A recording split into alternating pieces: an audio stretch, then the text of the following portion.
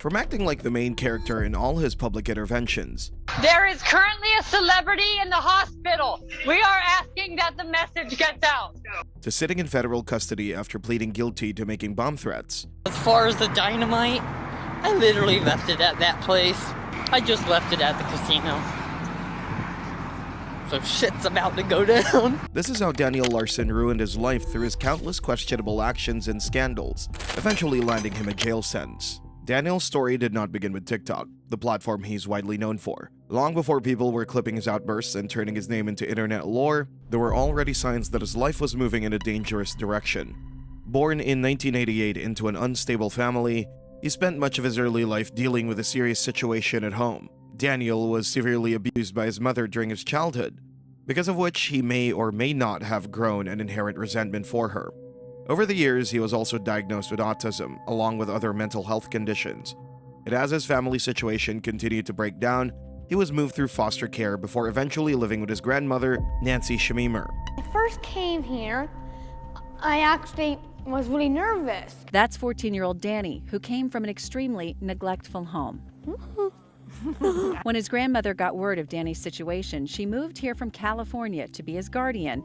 By that point, the foundation of his life already seemed fractured, with no real sense of structure and very little consistency around him. This inconsistency eventually led to him falling into dangerous habits, one of the earliest ones being in November of 2017, when Daniel committed what appears to be his earliest publicly documented act of serious violence, where he assaulted both his mother and his grandmother, turning what should have remained a private family matter into the first clear sign of a pattern that would follow him for years.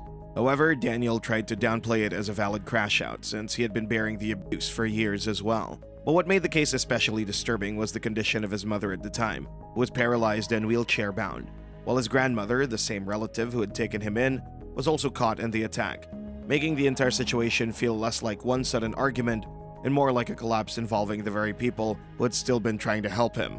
He was put in his grandma's custody only for him to then abuse his grandma. She tried to do a good thing and ended up being abused at the end of her life. At the time, almost nobody outside of those directly involved knew who Daniel Larson was, and there was no online audience documenting his daily life and outbursts. But in March of 2020, that changed when he began posting on TikTok, placing himself in front of an audience that had no idea what they were about to watch. Man, guys, I gotta love this marijuana. Shit. Tell Kanye, thank you so much. Yeah, tell Kanye West, thank you so much. Don't forget to add him. He first started with some sort of bizarre content that quickly went viral around the internet. This digital footprint gradually matured to him introducing other sorts of oddities into his content as well, particularly revolving around his fantasies about dating unknown women. Wandale Dingle and I are dating. Please stay tuned for further details. Daniel seemed to recognize the attention quickly, and instead of dialing anything back, he leaned further into the persona that was forming around him.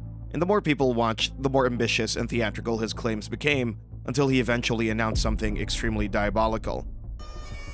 So, in the year 2024, I'm going to be starting my presidential campaign. We, the people, need to stand strong with open hearts. Come together as one. Create peace in this world. Who's texting me? And that's how we, the people, will get stuff done. This revelation also came with his claims of being followed and wanted by the opposition, which he tried very hard to make his viewers believe. I have been threatened to be kidnapped by the Jews and the Mafia currently. This make-believe content did get him a lot of his initial fame, as viewers were invested in his supposedly satirical content, with them still calling him Mr. President as a joke. During this time, there were also speculations regarding Daniel being homeless, which he himself confirmed in one of his videos. This is Daniel Larson. I am currently homeless. All I have is my headphones and my phone, if you can please send me some money, donations, through Cash App. My cash code is Daniel and Grace. That would be great. Still, his content barely touched the topic of homelessness and only revolved around the many oddities he was involved in. However, while the viewers believed that such oddities were nothing but satire and overall harmless, they soon formed a shape that no one had predicted. And by October 2020, a far more serious situation began developing behind the scenes while he was living in a care home with a family of 4. Unlike the strange videos or exaggerated claims people were used to seeing, this incident involved a minor, who was David's supposed half-sister Brianna, and quickly became one of the most severe allegations attached to his name. During his stay there, accusations surfaced that Daniel had engaged in inappropriate contact with Brianna, an allegation serious enough on its own. But what pushed the situation even further was that it did not remain private for long, because Daniel's own social media activity began exposing the matter to the public. He posted multiple tweets about Brianna that many people found deeply disturbing, including the hashtag BriannaPeas, which appeared to mock or exploit her for attention online. What's even more disturbing about these tweets is how people were not aware of Daniel's piss kink at the time, so the tweet actually held a more disturbing meaning, and it didn't stop there. In another post, he referred to her as a future porn star, which immediately caused outrage because of how dehumanizing and disturbing it was, especially when directed toward a minor. However, long after that, he crossed all boundaries when he made another post on his official account, writing, quote, "I would have sex with underage Brianna from my caretaker's house," end quote. The reaction was intense, because this was no longer viewers laughing at bizarre livestream moments or random delusions about fame. These were now public posts involving a child, made openly by an adult man with a growing audience, and people began circulating screenshots almost immediately and discussing the real complexity of the situation, which came after Daniel started actively denying saying such things, and even going as far as claiming that he was being blackmailed into posting these things. Another thing a lot of you guys aren't realizing is that whether or not he actually has done these things, he believes that he has and he admits to it. So that alone needs to get him maybe not necessarily put in jail, but into some type of facility, because if he really believes that he's walking around here abusing kids, then who's to say he wouldn't at any given moment? I think that sometimes the absurdity of this man leads us to forget that he's a very potentially dangerous person. As those posts spread, concern escalated beyond social media, and police were contacted regarding the situation. Although details about the full outcome have remained unclear, the fact that law enforcement became involved show how seriously the allegations were being treated at the time. But if the Brianna allegations had already placed Daniel under intense scrutiny, the next controversy arrived almost immediately and made the situation even worse. On November 20, 2020, Daniel Larson was hit with another major scandal when his Pinterest account was leaked online, exposing content that many people saw as some of the most incriminating material connected to him so far. Because unlike rumors or accusations passed around by others, this centered on an account directly tied to Daniel himself. According to screenshots shared at the time, the account reportedly contained saved images of underage girls, including celebrities like Grace VanderWaal and Darcy Lynn, both of whom had entered the public eye while still minors. And alongside those images, users also found a map of the United States displaying age consent laws by state, which was pretty odd to add to pins if there was no real purpose behind it. The creator of the post further revealed the activity of the account, saying, "He's saving photos of underage girls in bikinis and half naked, next to posts about why you should masturbate. Check the account for yourself if you want. There's even more pins of little girls outside the ones in the screenshot. This man is a full-blown pedophile. White knights, stop defending him."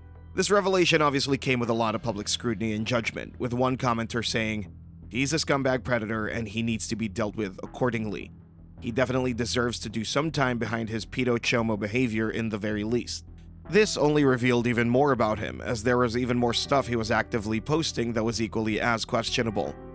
The controversy continued spiraling when Daniel also publicly voiced support for EDP445, a creator whose name had already become synonymous online with child predator allegations.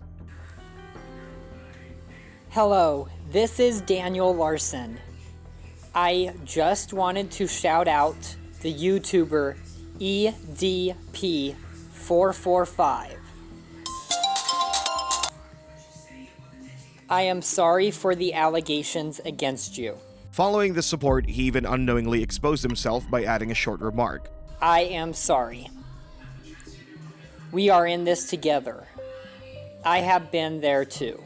However, this wasn't the end of it, As more controversies kept piling up around Daniel Larson, people also started noticing that one storyline never seemed to go away, which was his obsession with Grace VanderWaal. It began after Daniel watched Grace on America's Got Talent when she was just 12 years old. And from there, what could have remained a passing celebrity interest instead became something much worse. He did not speak about her like a fan talking about a celebrity. He spoke as if she were personally involved in his life. And also, I'm going to be dating this upcoming artist. Her name is Grace VanderWaal. We're going to be dating within the next year. Daniel repeatedly presented the relationship as real in videos, comments, and posts, despite there being no evidence that the two ever had communicated at all. The claims were so frequent that followers began to expect Grace's name to appear whenever Daniel went live or uploaded something new. But what made the situation even more uncomfortable was that he seemed to build entire narratives around her, speaking as if they had private conversations, future plans, and an ongoing connection that only he could see. And the more people challenged those claims, the more he appeared to double down on them. Then the content became harder to ignore when Daniel started posting sexually fabricated conversations between him and Grace. Daniel began posting videos directed at Grace that included moaning and other inappropriate behavior, clips that were quickly shared by viewers who were already tracking his activity. For many people watching, this was the point where the situation stopped looking like a harmless delusion and started looking openly disturbing. Because Daniel was so emotionally invested in the fantasy, trolls quickly realized they could manipulate him through it by claiming World of T-Shirts, another TikToker, was dating Grace VanderWaal. At one point, users convinced him that Grace had died, and instead of questioning it, Daniel believed them, reacting publicly and spiraling online as the rumors spread through his own audience. Dear God, this is Daniel. I've already started the hashtags for Grace to show how much I care, but please, I want her out of the hospital. I want her home. By then, the situation had gone far beyond random internet drama. Grace VanderWaal's family eventually became aware of what was happening, and her mother, Tina VanderWaal, contacted Daniel directly to tell him to stop mentioning Grace and to stop involving their family in his online behavior. To which Daniel replied inappropriately, saying, "Your daughter is missing out on a very good young man," making the situation even more disturbing. This conversation also extended to personal texting, where Tina tried to plead with Daniel to leave Grace alone, to which Daniel replied with a threat to take his own life. That should have ended it, but it only gave rise to even more complications when Grace claimed that Daniel was sending her naked photos of him, and he claims it was actually trolls sending them in the first place. Eventually, Daniel did apologize for his inappropriate behavior. I am sorry, Grace and Darcy, for asking for the videos of you guys pooping in the butt stuff. But this in no way indicated that he had changed, because after getting in and out of trouble because of Grace, he was also getting out of his mind. This message is to Grace.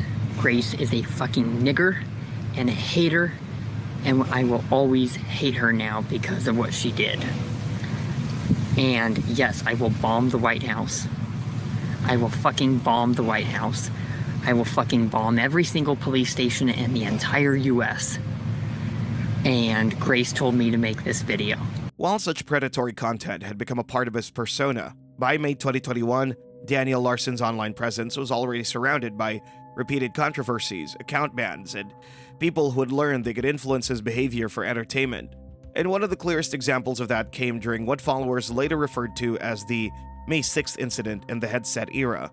On May 6th, Daniel was reportedly in contact with a troll manager known as Flexburger, who would become one of the main people directing situations around him online. And according to accounts from that period, Flexburger convinced Daniel that he had been given an opportunity to audition for an adult film.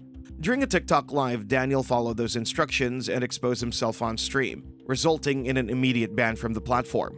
A serious violation that quickly spread through the communities already monitoring his activity. And they would say that it was an audition. Okay, so you have to picture this where I'm coming from. They told me it was an audition. They told me that they contacted Zoom.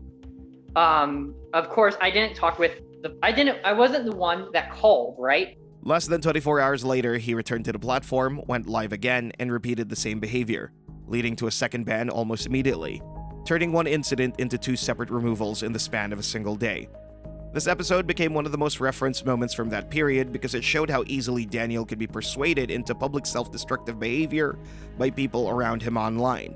But Daniel actively denied that he did it voluntarily, again putting blackmailing allegations against his own actions. What followed soon after became known as the headset era, named after the oversized gaming headphones Daniel frequently wore in videos and live streams during that time. Throughout this period, Flexburger and others reportedly continued manipulating Daniel through fake accounts, staged scenarios, and impersonation tactics designed to get reactions from him. Hello, this is Daniel Larson, and I want this video is for Flexburger on TikTok. You fucking exposed me, you shit-ass motherfucking. Among the most disturbing parts of that era were repeated cases where accounts posing as underage girls contacted Daniel, and he allegedly believed they were real, leading him to send explicit messages to people he thought were minors and post weird things on public forums. That pattern of manipulation, public humiliation, and increasingly disturbing behavior did not end with the headset era. If anything, it carried directly into the next chapter of his life. Man, guys, I gotta love this marijuana. Shit. Tell Kanye, thank you so much. Yeah. Roughly from July to December 2021, Daniel was living with his caretaker Jonas in what viewers later referred to as the Pink Room, named after the distinct room where many of his videos during that period were recorded. And while the setting became recognizable to people following him, it was the content coming out of that room that made the era infamous. During this stretch, Daniel filmed and uploaded a series of clips that many viewers considered some of the most disturbing material he had posted up to that point, like this one where he was hitting his head against the wall. Unlike earlier incidents driven by trolls or livestream chaos, these were videos he recorded himself in a private setting and then chose to put online. One of the most widely circulated examples became known as the toothbrush incident. In that clip, Daniel inserted a toothbrush into his anus and then used the same toothbrush to brush his teeth on camera. This video quickly spread through the communities already documenting his behavior and became one of the most referenced moments from the Pink Room period. Not long after, other clips followed a similar pattern. Viewers also circulated what became known as the pencil incident and the bottle incident, in which Daniel again filmed himself inserting objects into his anus on camera. What stood out during this era was how frequent and casual this type of behavior appeared to become, and videos that would normally be considered shocking were uploaded with little warning, then discussed online as just another entry in the ongoing Daniel Larson timeline. Because these clips were filmed indoors in a stable living environment under Jonas's care, many people saw how Daniel's behavior was no longer limited to chaotic public moments or troll setups. By late 2021, the Pink Room had become one of the most recognizable backdrops in his history, and as those disturbing clips began to spread, the tension inside the house was also becoming more visible. Because alongside the explicit incidents, Daniel was increasingly using his platform to direct paranoia and blame toward the very person caring for him, Jonas. Get off me! Get off me! If you try to hit me one more time, bitch!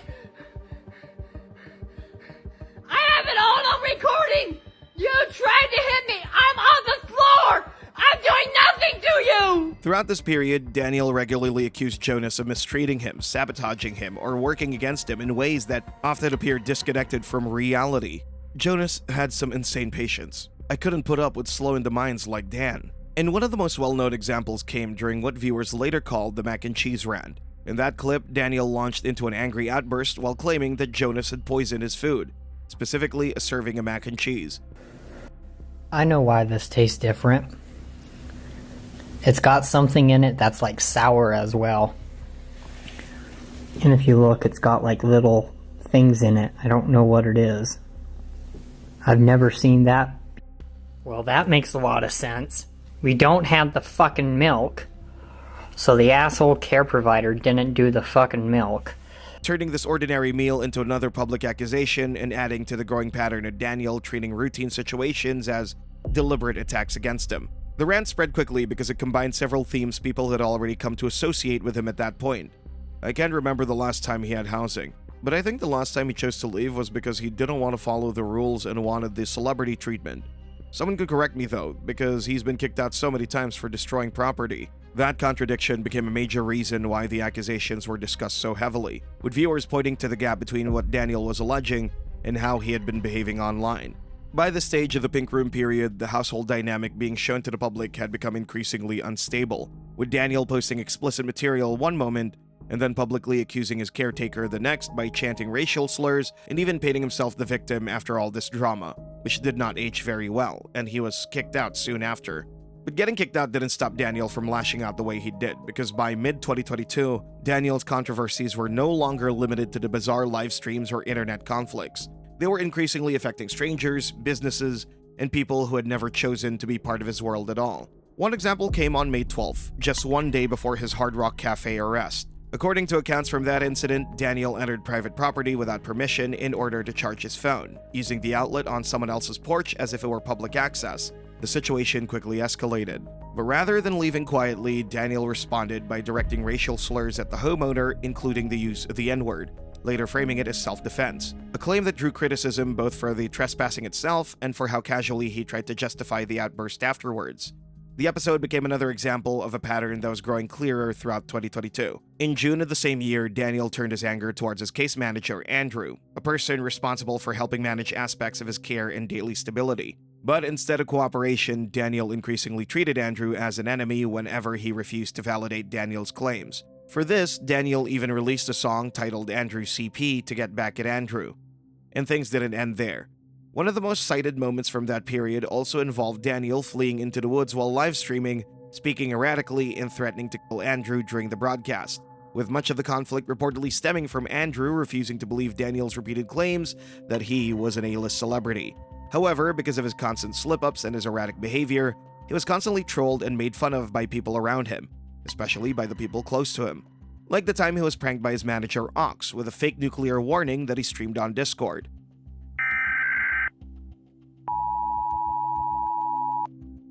The emergency alert system has been activated. This is a national emergency. All broadcast and cable systems shall transmit this emergency action notification message. Important instructions vital to your safety will follow. Upon listening to the warning, Daniel started panicking immediately. The following message is transmitted at the request of the United States government. This is not a test. The United States has been subjected to a nuclear attack. The North American Aerospace Defense Command has detected the launch of 12 nuclear missiles aimed towards the mainland United States. 4 of the 12 missiles launched have been intercepted. The 8 remaining nuclear missiles will strike the following locations in the next 15 to 20 minutes: Los Angeles, San Diego, Chicago, Houston, Phoenix, New York City, Philadelphia, and Seattle. He then proceeded to go bonkers over this news while Ox celebrated successfully pranking him. To be honest with you, for a new kidding, I didn't think he was going to be that calm. He was extremely calm. Oh, shit.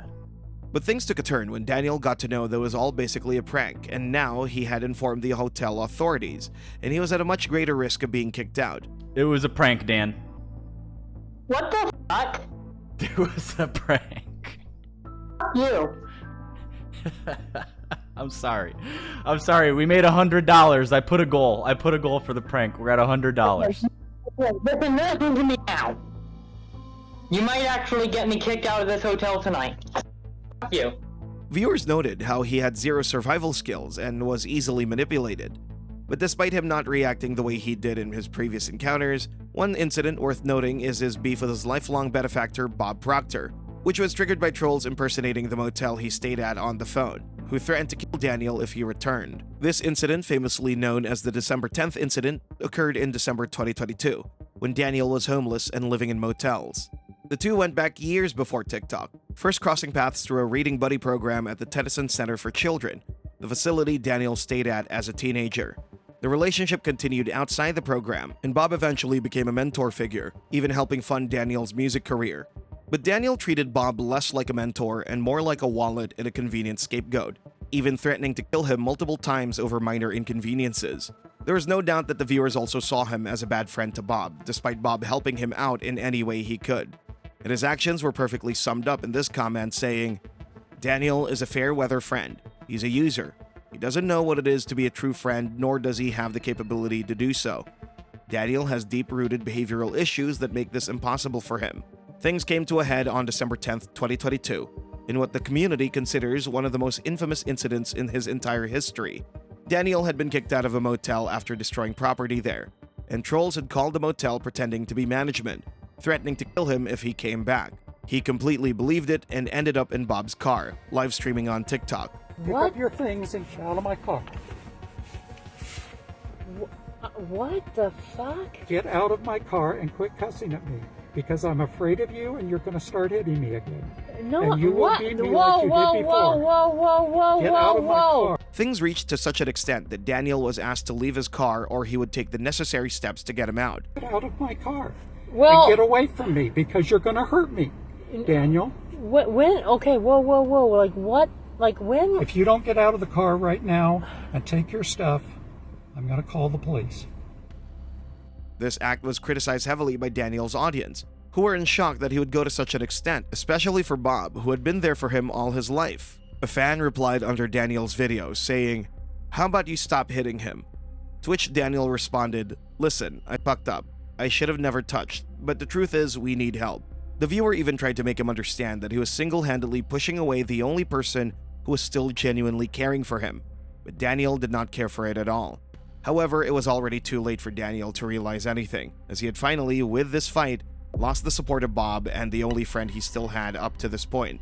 With Bob Proctor gone and one of his last consistent support systems now out of the picture, Daniel entered 2023 in a far more unstable position than before. And almost immediately, the year began with a string of incidents that mixed poor hygiene, public disturbances, travel chaos, and increasingly erratic behavior. The first major episode came in January when news spread that Daniel had contracted scabies, a contagious skin infestation often associated with prolonged close contact and severely poor hygiene conditions.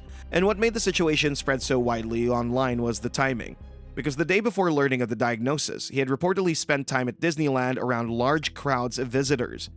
What's worse is how Daniel actually went live prior to his trip to Disneyland to beg for donations, and then spent it in Disneyland while stating that he was in negative balance and had to pay bills. With $40 in debt, and it gave me an overdraft fee at midnight of $50 for not having that payoff. So now I am at a full 100. Once that became known, the story quickly circulated across communities following him, with many focusing on how many people he may have come into contact with before treatment had even begun. It's legitimately infuriating because he was at Disney World before this and brushed up on God knows how many people and probably left some scabies on the rides. He's acting like he did nothing wrong. And while all of this was going on for days, Daniel posted a weird video about his scabies that somehow calmed most of the hatred down. Oh, so I was just given a pill to get rid of these scabies all over me.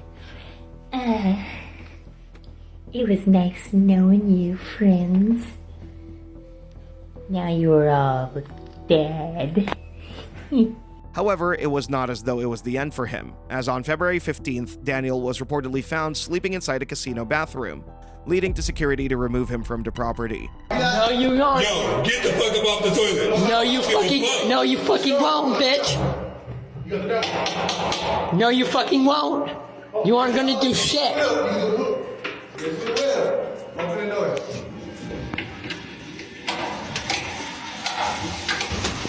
Don't yell at me. I said don't yell at me. I said don't yell at me. I said don't yell at me. And according to accounts from the time, the incident resulted in him being banned from all MGM casino properties.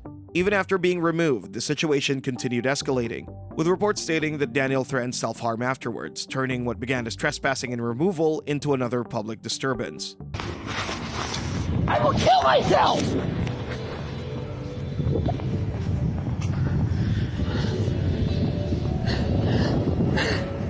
Throughout March 2023, Daniel moved through multiple states, traveling through Arizona, Texas, El Paso, and Houston, while continuing to document parts of the journey online. But alongside the travel updates came a new pattern of paranoia. He repeatedly claimed that a white pickup truck was following him and stalking him from location to location, describing it as if they were an organized effort tracking his movements. Yet when he brought those concerns to people around him, including gas station employees, accounts say no one saw any such vehicle. The white truck claims became one of the defining themes of that period because, according to him, they followed him from city to city as he continued drifting across the Southwest, adding another layer of instability to a year that had only just begun. As the travel arc continued and Daniel's paranoia was becoming a constant theme of his uploads, The next incidents showed how quickly online trolling could still turn into real-world consequences. On April 5, 2023, Daniel was involved in what became known as the Bodega Incident. According to accounts from that day, users in Discord had been encouraging him to confront a store employee, directing him toward another situation they knew could escalate if he followed through. What began as online provocation soon turned physical inside the store, where the employee punched Daniel in the face during the confrontation, leaving him visibly injured and ending the encounter almost immediately. What makes it even weirder was that it wasn't his first time acting up like this, as he had previously impersonated a police officer with a fake arrest warrant to conduct one of his antics. I'm performing a citizen's arrest, so the FBI is outside. I have more than enough photos coming in. Okay. Who are you arresting? I'm arresting every single person here. Later that same month, another discovery brought renewed scrutiny to his online history. Users uncovered a Quora account believed to belong to Daniel. An archived post from the account quickly began circulating, because many of them centered on deeply troubling topics involving children and predatory behavior. Whether this was written seriously, impulsively, or for attention, the account added another layer to concerns that had followed Daniel for years, especially given the number of earlier controversies already tied to similar themes.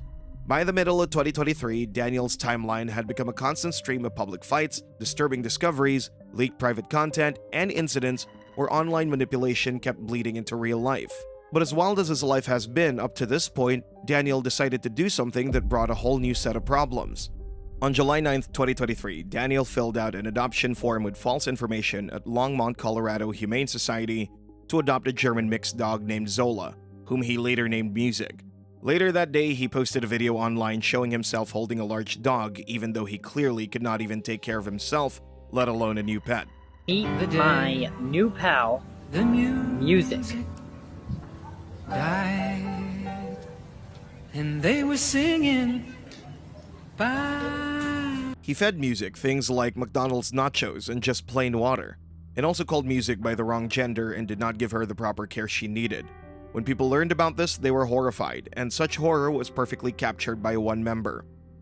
Daniel should not have a dog whatsoever. I am worried about what sick little fucks may get him to do to the dog or what he may do during a crisis, like beat it. Viewers from all over the Daniel Larson community immediately started making plans to save Music before things got bad.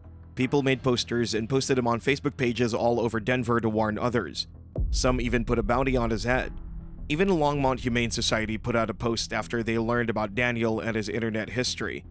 And later, a team of notable members was created, known as SEAL Team 6, to save Music. Then, on July 11th, a team member found Larson at a Walmart where they tricked him by pretending to care about Music and abducted the dog to safety. The internet breathed a big sigh of relief, and people were happy to see the dog was rescued. One comment summed up the mix of relief and dark amusement that a lot of fans felt at the moment. Thank fuck. Never been more proud of the Larsonians. I'm so happy that Music doesn't have to suffer. Also, I can't wait to see the inevitable meltdown this will bring.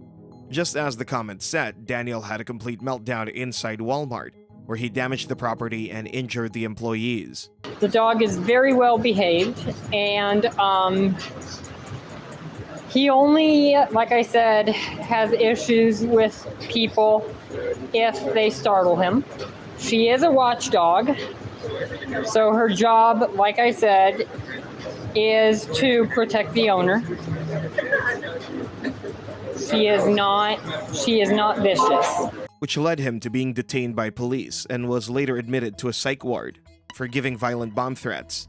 So I just called 911 and I literally screamed, "I have a bomb," on the 911 number and randomly hung up in hopes to get this situation heard. I am done and I will not stop until the White House is blown up.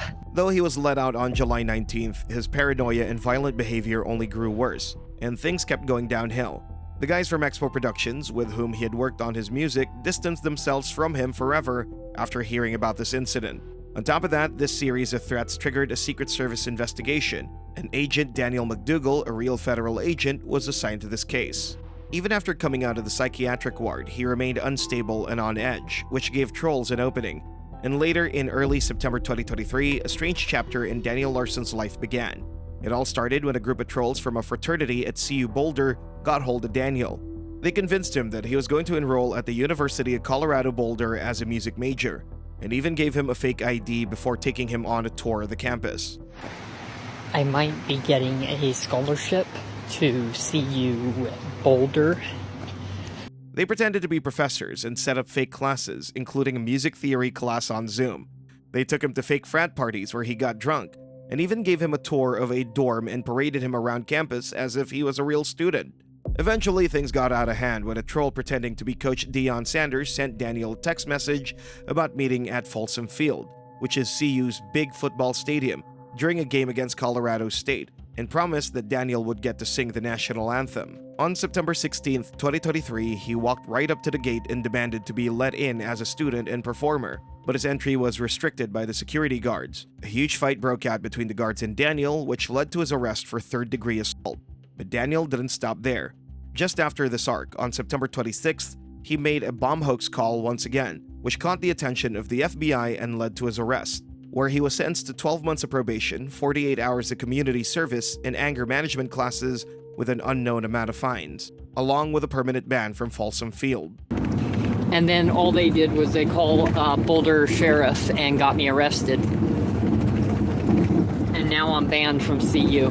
The fake college arc pushed Daniel even further down a dark path. It added to his mental decline, left him more alone than ever, and landed him in a place with no real housing or treatment to look forward to. All over the internet, people celebrated his arrest, and one person left a comment that showed just how little sympathy people had left for him. This is the happiest I've been for Daniel. Since the end of 2020, when someone reported him to the Denver PD for Pinterest/child pornography and he disappeared from social media. This is the ultimate karma. Months behind bars with nobody to reinforce his delusions. The gremlin has finally been institutionalized. However, soon after, on November 10th, 2023, Daniel Larson had a very public meltdown at a Panera Bread in Westminster, Colorado. And what took place inside that restaurant was frightening. No, I'm not. Those people are causing the situation. Stop fucking telling me, bitch! You're cursing me. I'm not putting hands on you. I'm not putting hands on you. Try me. Try me. Try me. Try me.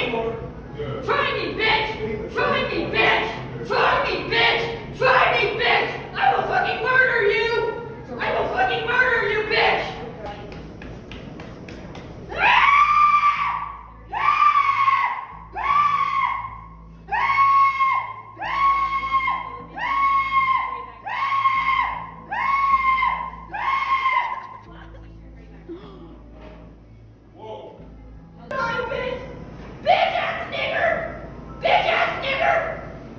All the threats to kill people and spewing out racial slurs started because the employees asked him to leave due to his history of dine and dashing. But from all my dining and dashings, I have probably robbed restaurants over $50,000. I have been dining and dashing from restaurants almost every day, 3 times a day, for the past 4 years. Although Daniel didn't get arrested, he was given a trespass notice and was banned forever from Panera, and was taken to a hospital for a mental evaluation. The psychiatric hospital was like living hell. It was the worst experience. This Panera meltdown did not happen out of nowhere, but was a result of his arrest at Folsom Field that made him more famous and also more paranoid. This drama only made his fame worse, which led to more fans following and harassing him. You guys need to shut the f up!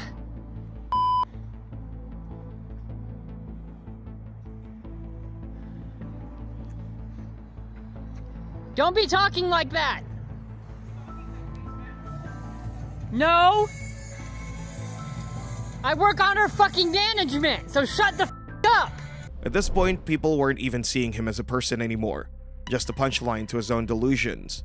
And just 1 month after the Panera Bread meltdown, Daniel Larson walked into an Olive Garden in Denver, Colorado. And what happened next was another wild scene. Daniel walked into the restaurant believing he had a reservation for 8 people. In his own mind, the guest list included singer Grace VanderWaal, her family, Daniel McDougal, and some other FBI agents. I am dating another celebrity, okay? They have a management, they have a security team.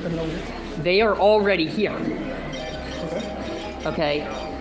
So they're already here. They're out in the parking lot. I have an FBI investigator. I work for the Secret Service. They're investigating as well.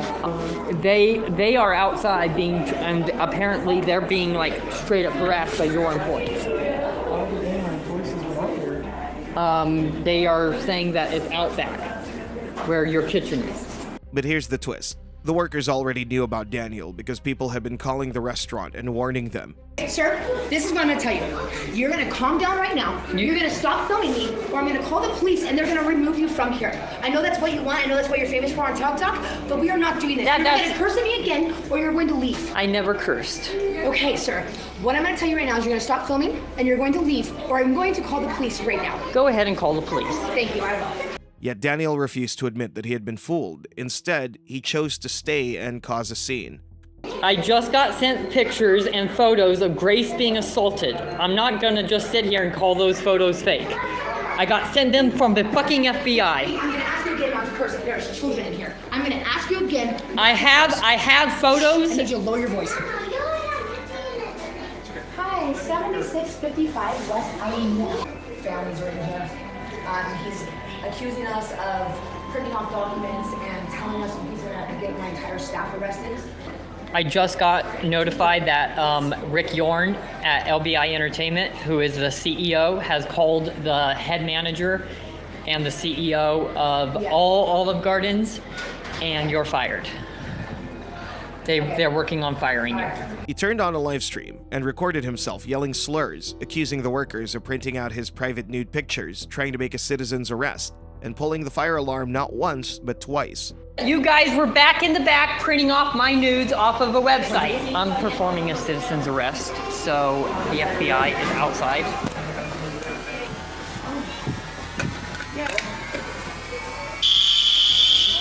And forcing the fire department to respond to the fire alarm.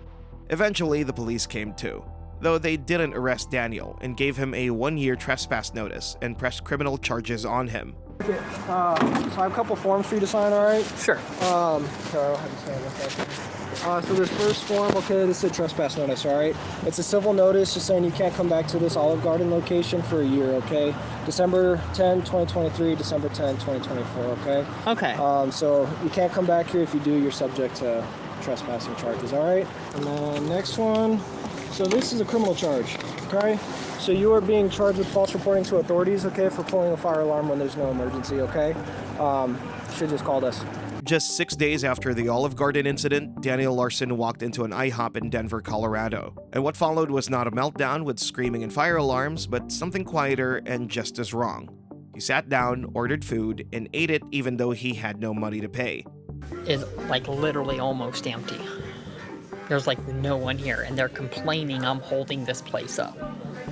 Daniel stayed at the restaurant for more than an hour after getting his bill, and the workers had to stay late because Daniel refused to leave. The server just wanted to go home, but Daniel kept on making excuses that help was on the way. Listen, I don't think you understand. I can't go home until you pay your bill. I said I was going to be paying it online. I have somebody else that's going to be paying through the app. Okay, but you said that almost an hour ago. My shift's been over for almost an hour. Yeah. I really want to go home. Right, but the other manager called the cops, so I'm waiting for them to show up now. No, you can pay your bill so that I can go home. Well, I now have to wait for the cops as well. No, you don't have to wait for the cops. You can pay your bill and the cops don't even have to come. People watching the live stream felt bad for the server, and one commented, "That poor waitress. Nobody working the restaurant industry gets paid enough to deal with people like Daniel." This drama kept on going until the police arrived, and to everyone's surprise, it was the same police officer from Olive Garden who immediately recognized Daniel and slammed him with yet another trespass notice. Hello. Remember me from Olive Garden? I do, yeah. Yeah. What's going on today, man? So I had somebody paying, and the IHOP wouldn't let me. I'm sorry, you guys. I have people talking about you. Oh, sorry. You're good. I was going to have somebody else pay. Okay. And the IHOP wouldn't let me, and so they called you guys. Restaurant, they're willing to let you go without paying as long as you don't come back to this location. Is that agreeable to you? That's agreeable. Can I get like a a paper that states that by chance? Or okay, thank you. We'll do that. They didn't arrest him because they knew he was on probation from his earlier Folsom Field case. But businesses began sharing notes about Daniel, started banning him from one place after another, and decided they would not serve him at all. I don't care. It's been every business on this street. I'm friends with Woody's manager, so... They called us saying that you were causing troubles. I haven't even been there in like a couple months. Please leave, Daniel. I am asking you to please leave the property. I'm not doing this with you tonight. I do not want to call the police, and I will. And that was exactly what Daniel's own actions had earned him. On Christmas Day, he tried to contact Bob Proctor, but at this point, even he was tired and decided to cut ties with him completely. I was trying to be all nice to Bob. I know how he doesn't want me posting about him, but after tonight on Christmas Day, I have no choice but to slander his.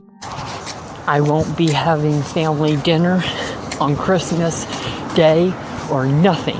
Bob is treating me like a piece of fucking shit, and I want to die. Bob just completely shut off his phone, won't answer any of my calls, and my fucking Christmas is fucking ruined because of that jackass Bob. Everyone watching felt pity for Bob, and one such person expressed, "I can't help but feel sorry for Bob in this situation. He wants so badly to help Daniel out as much as he can, but Daniel has proven time and time again to be nothing but a horrible, unkept person who's beyond the type of care that Bob can properly provide." And then in January and February of 2024, Daniel Larson's life got much worse. He was homeless during a cold winter in Denver and Aurora, Colorado, and his probation from the Folsom Field assault was still active, but he kept on breaking the rules. Trolls kept pushing him for their own entertainment, and Daniel's untreated mental illness made everything harder. Instead of getting help, he made one bad decision after the other. The first incident happened on January 8th and 9th at the Denver airport. When he needed a warm place to sleep, he walked into the airport terminals, but instead of just staying quiet, he bothered the staff, refused to leave, even after security told him to, and began live streaming.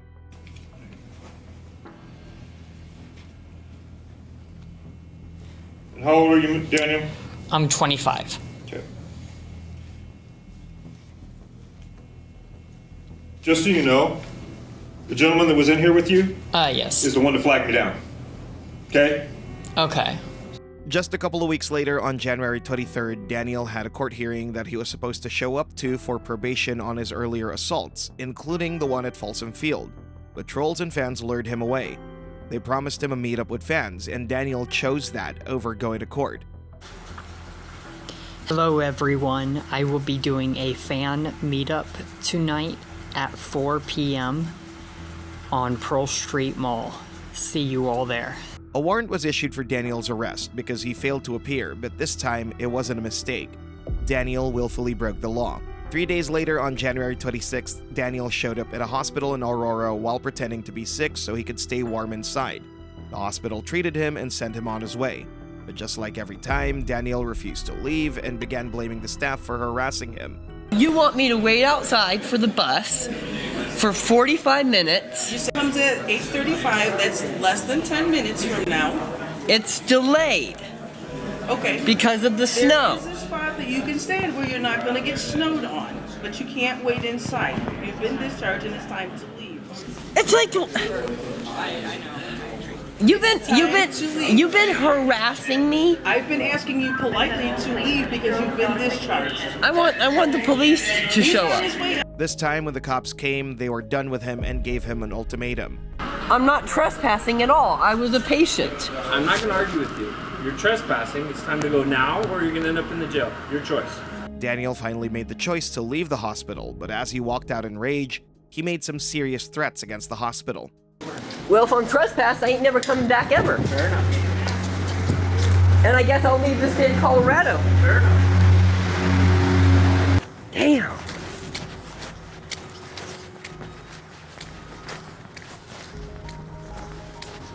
I guess I'll plan a mass shooting on the place. Holy fuck.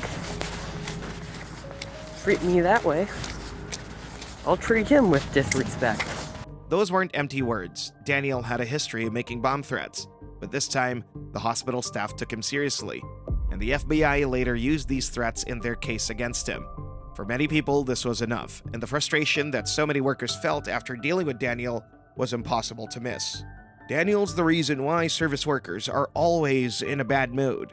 Then came February 3rd, when he went to the Town Center Mall in Aurora even though he was not supposed to be there because he had been banned before for making threats against the mall. Okay, did you make statements that you were going to shoot up the Aurora Mall? I did not. Okay, on TikTok you did not do that? No. Okay, well that's possibly one of the things that you got this warrants on is because of that. Okay, so that's up for debate, but that's the information that we have. And to make matters worse, there was now a warrant out for his arrest from the skipped court date. The moment police found him at the mall, they took him into custody. Hey buddy, it's okay. Relax, Damien. Relax. Okay. You're under arrest. You got a warrant for your arrest. Relax. Okay. Okay? Relax. Deep breath. Calm down. We're good. There's 2 other warrants that's in the system for you right now. So They're make sure once you get Denver, right? one of them is one is Denver, one is Jefferson. Once you get those cleared up, you ain't got nothing to worry about it. The mall banned him for life. The FBI seized his phone to look into all his threats, and his bail was set at $20,000. This arrest was the direct result of Daniel dodging court and breaking his probation, and all of these incidents were connected. They happened because Daniel kept failing to follow his probation rules after the fake college arc and the Olive Garden chaos. He went to the airport and the hospital because he had no home. But instead of seeking real help, he caused trouble, made threats, and ran from the law. Daniel could not pay the $20,000 bail. All this time, he was relying on donations and Bob for money, but Bob was done helping him, and the FBI got involved because of the shooting and bomb threats. However, there was another serious incident that took place earlier where Daniel had been obsessed with an organization in Lakewood, Colorado called the DDRC, which stands for Developmental Disabilities Resource Center. Daniel thought he should get services from them, but when they denied him, he threatened them with a lawsuit. I am planning on suing DDRC for not listening to me from the beginning when the issues with the Vanderwall situation started. And one specific bomb threat was so real that it led to the building being evacuated and searched by bomb-sniffing dogs. The actions were the reason why he ended up in jail, and on May 31st, 2024, a judge ruled that Daniel was not mentally fit to stand trial and was shifted to psychiatric evaluations in MCFP in Springfield, Missouri. Almost a year later, on April 25th, a grand jury looked at all the threats Daniel had made and decided to charge him. Daniel Larson was arrested by federal agents on April 30th, 2024 due to his long line of threats that he had been making since the middle of 2023. He was taken into custody at the Jefferson County Detention Facility, though at the time of his arrest, the charges against him were undisclosed, but the following day, Daniel was transferred to the Clear Creek County Jail, where his mugshot was taken shortly after. Between July 29, 2021 and January 25, 2024, Daniel made at least 115 total threats and 101 confirmed threats, and that was enough reason for his arrest and being taken away from society for good. Even though on April 9, 2026, Daniel made a plea deal and pleaded guilty to just one count, and the sentence was reduced to between 27 and 33 months from the initial maximum of 5 years, with a possible fine of up to $250,000. Daniel Larson started as a delusional TikTok star who chased music dreams and thought he would be famous, but instead of working for it, he believed his own lies. Now everything is gone. He lost his freedom, ruined his online name, got all his accounts banned, and got himself banned from half the places of the state. If Daniel is ever found fit for trial, he could face up to 25 years in prison. If not, he will stay locked up forever with no release date. He was banned from the internet for good. The prison arc ended his time as an online laughingstock. Daniel Larson started as someone who believed that he was destined for fame, and in a way, he got exactly what he wanted. Millions of people knew his name, but not for his music or his talent, not for anything he had ever hoped for. A person the internet watched, laughed at, and slowly pushed further and further off the edge. By the time it all caught up to him, it was already too late. Now, whether he ever stands trial or not, one thing is certain. The story will not end with redemption. It ends in a place where the cameras are gone. And so is everything he thought he was.